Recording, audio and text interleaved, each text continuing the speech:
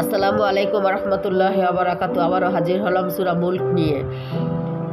পরম করুণাময় অসীম দয়ালু আল্লাহর নামে শুরু করছি। এক অতি মহান শ্রেষ্ঠ সত্তা তিনি, যার হাতে রয়েছে সমগ্র বিশ্ব জাহানের কর্তৃত্ব। তিনি সব কিছুর ওপর ক্ষমতা রাখেন। কাজের দিক দিয়ে তোমাদের মধ্যে কে উত্তম তা পরীক্ষা করা দেখার জন্য তিনি মৃত্যু ও জীবন সৃষ্টি করেছেন। আর তিনি পরাক্রমশালী ও ক্ষমতাশীল। তিনি অস্তরে অস্তরে সাজিয়ে 7টি আসমান তৈরি করেছেন। তুমি রহমানের সৃষ্টিকর্মে কোনো প্রকার অসঙ্গতি দেখতে পাবে না। আবার চোখ ফিরিয়ে দেখো, কোনো ত্রুটি দেখতে পাচ্ছ কি? তুমি বারবার দৃষ্টি ফিরিয়ে দেখো, তোমার দৃষ্টি ক্লান্ত ও ব্যর্থ হয়ে ফিরে আসবে।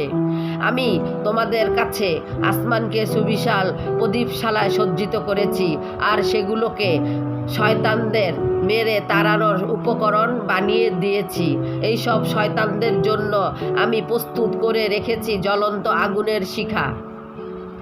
যেসব লোক তাদের রবকে অস্বীকার করছে তাদের জন্য রয়েছে জাহান্নামের শাস্তি, সেটি অত্যন্ত খারাপ জায়গা। সাদাকাল্লাহুল আলিউল আযীম।